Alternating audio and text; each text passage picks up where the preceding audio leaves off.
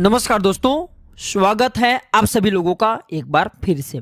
शरद पूर्णिमा की रात क्यों बनाई जाती है खीर, जाने इस खीर को खाने के लाभ एवं शरद पूर्णिमा की संपूर्ण जानकारी। आज का जो वीडियो का विषय है बहुत ही सुंदर है। शरद पूर्णिमा के दिन इस जानकारी को आप बिल्कुल ही जरूर देखिए और मैं जो जानकारी बताऊंगा इस जानकारी को मिस मत करना। आपके शरीर में एक ऐसा अमृत पैदा करने का तरीका बताऊंगा जिससे आप आजीवन यौवन रहेंगे, आपके शरीर में कभी बुढ़ापा नहीं आएगा। इसलिए मैं बोल रहा हूं कि इस वीडियो को ध्यान से देखना। इस वीडियो को देखने के बाद आपको अन्य वीडियो देखने की जरूरत नहीं पड़ेगी, ध्यान से देखना।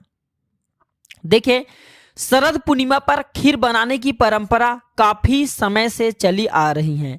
रात को चंद्रमा की रोशनी में दूध से बनी खीर रखी जाती है और फिर उसे माँ लक्ष्मी को भोग लगा करके सुबह प्रसाद के रूप में प्राय सभी लोगों में बांटा जाता है।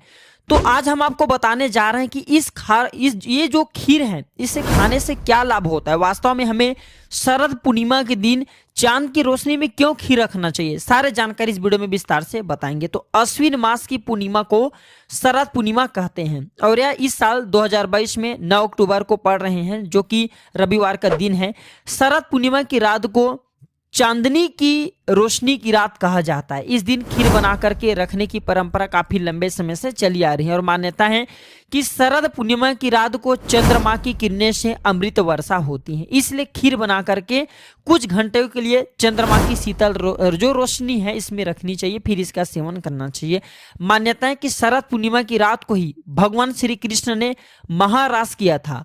भगवान श्री कृष्ण ने बंसी बजाकर के गोपियों को अपने पास बुलाया था और ईश्वरी अमृत पान करवाया था। अतः शरद पूर्णिमा की रात का जो खास करके बहुत ही हमारे हिंदू धर्म में विशेष स्थान होता है।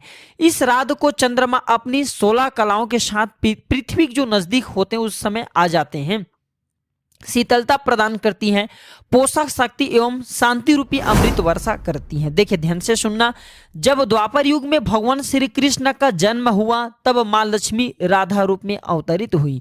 भगवान श्री कृष्ण और राधा की अद्भुत रास लीला का आरंभ शरद पूर्णिमा का दिन ही माना जाता है। शरद पूर्णिमा के दिन चंद्रमा सभी 16 कलाओं के साथ पृथ्वी के नजदीक होता है। भगवान विष्णु के अवतारों में से केवल भगवान श्री कृष्ण ही जिनमें 16 कला समावेश हैं।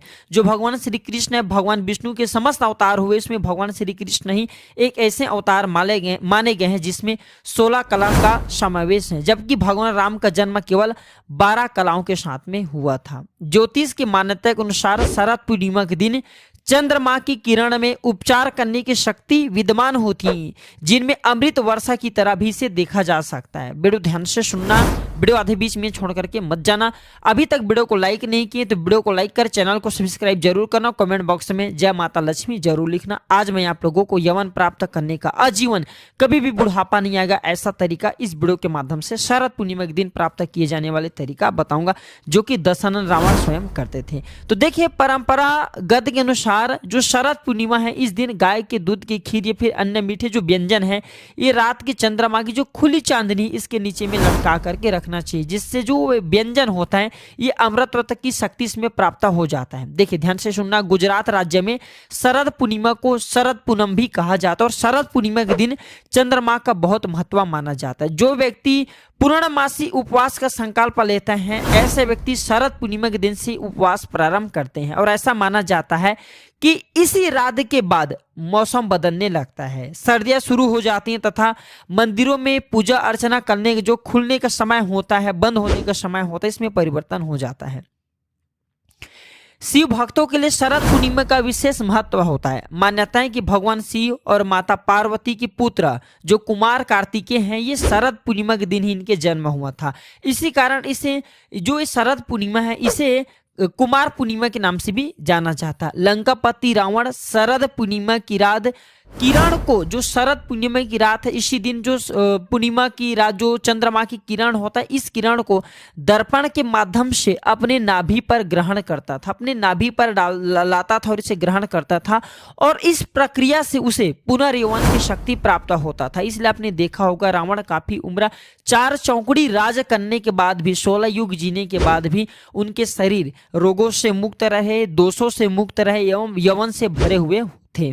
तो अगर आप भी चाहते हैं जैसे कि आप जो पुनर्यौवन प्राप्त करना, आप चाहते हैं कि आजीवन आपको बुढ़ापा न आए, तो आप जो अपने नाभि पर शरद पूर्णिमा की किरणें को पड़ने देना, बिल्कुल ही आजीवन आपको बुढ़ापा नहीं आएगा। लेकिन ये भी कहा गया है शरद पूर्णिमा की रात 10 बजे से लेकर के मध्य रात्रि 12 बजे के बीच में अगर कोई भी व्यक्ति कम वस्त्रों में घूमता है, ज्यादा वस्त्र नहीं पहने होते हैं, हो सके वस्त्रों का भी त्याग कर देना चाहिए, कम ही वस्त्र पहन करके घूमना चाहिए, तो ऐसे व्यक्ति को ऊर्जा की प्राप्ति होती है, ऐसे व्यक्ति को बुढ़ापा नहीं आती, ऐसे व्यक्ति को रोग एवं दोष छू भी नहीं पाती। तो आप जो है ये उपाय करके देख सकते हैं। पौराणिक मान्यता के अनुसार शरद पूर्णिमा के दिन माता लक्ष्मी का अवतरण हुआ था। जी हाँ दर्शकों, आप हमारे वीडियो को देख रहे हैं, कल की भी वीडियो में बताए थे जब समुद्र मंथन हुआ था, तो समुद्र मंथन में माता जो लक्ष्मी है इनका जन्म इस समुद्र मंथन से शरद पूर्णिमा के दिन ही निकली थी, और समुद्र मंथन से इस दिन अमृत भी निकला था। ब्रह्मदेव ने इंद्रदेव को कहा कि प्रत्येक वर्ष में आने वाले शरद पूर्णिमा के दिन आप बिल्कुल ही अपने किरणों के माध्यम से पृथ्वी लोक पर भूलोक पर अमृत वर्षा जरूर करना। और ये जो अमृत वर्षा है स्वयं चंद्रदेव अपने किरण के माध्यम से पृथ्वी लोक पर करते हैं। इस अमृत वर्षा से लोग रोग एवं दोषों से मुक्त होता है। इसलिए शरद पूर्णिमा की रात्रि कम वस्त्रों में हमें घूमना चाहिए, इससे हमारे शरीर में यौवन हमेशा प्राप्त होता है। मैं आप लोगों को वीडियो के आखिरी में इसका और जबरदस्त चमत्कारिक प्रयोग बताऊंगा, जिससे आप आजीवन यौन शक्ति प्राप्त करे रहेंगे, आपको बुढ़ापा नहीं छुएंगे। चलिए इस वीडियो में जानते हैं शरद पूर्णिमा की रात क्या करे और क्या ना करे। अभी तक वीडियो को लाइक नहीं किया तो वीडियो को लाइक कर दीजिए और वीडियो को ध्यान से देखना। अधूरे ज्ञान हमेशा खतरनाक साबित होते हैं। दर्शकों, वीडियो को आधे बीच में छोड़ करके जाते हैं तो इसमें आपको ही नुकसान होते हैं, क्योंकि हो सकता है आज मैं आप लोगों को जो जानकारी बता दूं, इस जानकारी आपको आने वाले समय में ऐसा फायदा पहुंचाए जिसकी आप कल्पना न कर सके। अर्थात इस जानकारी से हो सकता है आपके भला हो जाए, आप जो है आजीवन यौवन को प्राप्त करें, आपको बुढ़ापे न छुए। तो शरद पूर्णिमा की रात क्या करे क्या ना करे, तो देखिए ध्यान से सुनना। जो शरद पूर्णिमा की रात है, इस दिन नेत्र ज्योति बढ़ाने के लिए ध्यान से सुनना, शरद पूर्णिमा की रात 15 से लेकर के 20 मिनट तक चंद्रमा को देखने का अभ्यास करना चाहिए। कम से कम 15 से 20 मिनट तक इस दिन अगर आप चंद्रमा को एकदम अगर आप देखते हैं, बिल्कुल ही ध्यान से देखते हैं, आप अपने जो नेत्र की पलक है इसे बंद नहीं करते, तो अब की आंख की ज्योति काफी बढ़ जाती है, गिद्ध जैसा दृष्टि प्राप्त हो जाता है, ऐसा हमारे धर्मशास्त्रों में लिखा है। हो सके तो शरद पूर्णिमा की रात में सुई की धागा पिरोने का अभ्यास करना चाहिए। जो सुई की धागा इसे पिरोने का अभ्यास करना चाहिए, इससे नेत्र की ज्योति बढ़ती है। शरद पूर्णिमा पर चंद्रमा की चांदनी गर्भवती महिला की नाभि पर पड़े तो जो गर्भ में पलने वाले जो बच्चे होते हैं वो हष्ट होते हैं, पुष्ट होते हैं, और ऐसे बच्चे अगर ऐसे बच्चे का जन्म होता है तो ऐसे व्यक्ति काफी ज्ञानी होते हैं। ऐसे जो बच्चे होते हैं शरीर से हष्ट एवं पुष्ट हो जाते हैं, और पहलवान जैसे इनके शरीर में हजारों हाथी के जैसा बल आ जाते हैं। हमारे धर्मशास्त्र कहते हैं इस दिन यौन संबंध से दूर रहना चाहिए। ऐसा माना जाता है कि इस दिन संबंध बनाने से जो बच्चा पैदा होते हैं वह विकलांग होने की आशंका रहती है, तो इस बात का जो है थोड़ा सा विशेष ध्यान रखना। चलिए इस वीडियो में जानते हैं कि शरद पूर्णिमा के दिन क्यों खाते हैं खीर, और वास्तव में हम जो खीर रखते हैं इसे खाते तो हमें क्या बेनिफिट मिलते हैं, हमें क्या फायदा मिलता है, ये भी जानना जरूरी है। तो देखिए ध्यान से सुनना। कहते हैं कि इस दिन आसमान से अमृतमय किरणों का आगमन होता है। इन किरणों में कई तरह के रोग नष्ट करने की क्षमता होती है। ऐसे में जहां इन किरणों से बाहरी शरीर को लाभ मिलता है, वही शरीर के भीतरी अर्थात आंतरिक अंगों को भी ये लाभ पहुंचाने का काम करते हैं। इसके लिए जो है आप जो खीर को चंद्रमा की रोशनी में रख करके बाद में आप इसे खा सकते हैं। यही कारण है कि शरद पूर्णिमा की रात को लोग अपने घर के छतों पर खीर रखते हैं। इस खीर को खाने से अगर किसी को लंबे समय से कोई ऐसा बीमारी है जो बीमारी ठीक नहीं हो पा रही, खाट में पड़ा व्यक्ति है जो कि चलने फिरने में समर्थवान नहीं, तो ऐसे व्यक्ति को यह खीर खिलाने से धीरे धीरे कुछ दिनों के भीतर में उनके जो रोग होते हैं वह ठीक हो जाते हैं, और ऐसे व्यक्ति जो खाट में पड़ा व्यक्ति है ऐसे व्यक्ति भी चलने फिरने में समर्थवान हो जाते हैं। अमृत समान बल आ जाता है। ध्यान से सुनना।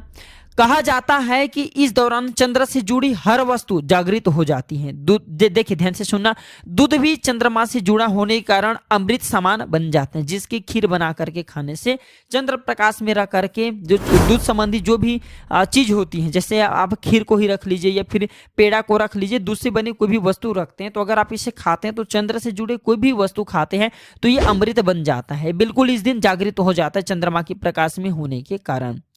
और यह भी मान्यता है कि पूर्णिमा का दिन, ध्यान से सुनना, शरद पूर्णिमा के दिन दूध या खीर के प्रसाद वितरण करने से चंद्र दोष दूर होता है, लक्ष्मी माँ की कृपा प्राप्त होता है। इसलिए कुछ स्थान पे सार्वजनिक रूप से खीर का प्रसाद बांटा जाता है।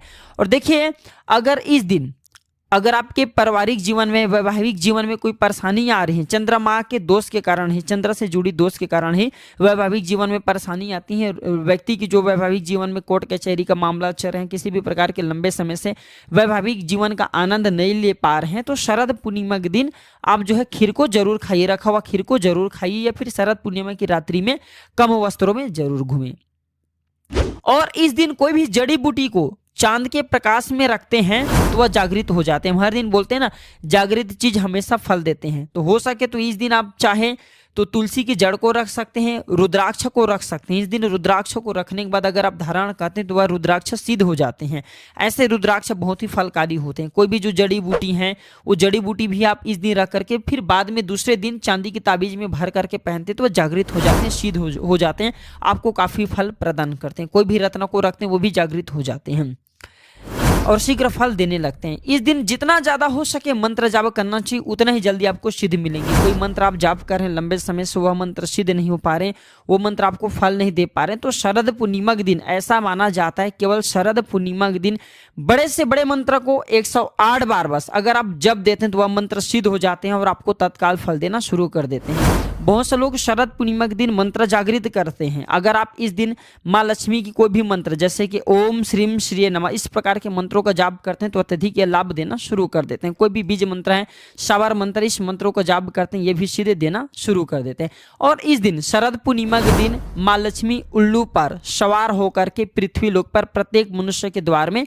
जरूर आती है। इसलिए इस दिन कभी भी अपने घर के द्वार की पट अर्थात दरवाजे को बंद नहीं करना चाहिए। इस दिन हो सके तो रात्रिकालीन 9 बजे से लेकर के 3 बजे के बीच अपने द्वार को जरूर खोल करके रखना चाहिए, क्योंकि खुले द्वार पर माँ लक्ष्मी बिना पूछे प्रवेश कर जाती है। तो आशा करता हूं कि शरद पूर्णिमा के बारे में जितने भी संपूर्ण जानकारी बताए हूं, ये जानकारी आपके जीवन में कल्याणकारी साबित जरूर होंगे, मंगलमय साबित जरूर होंगे।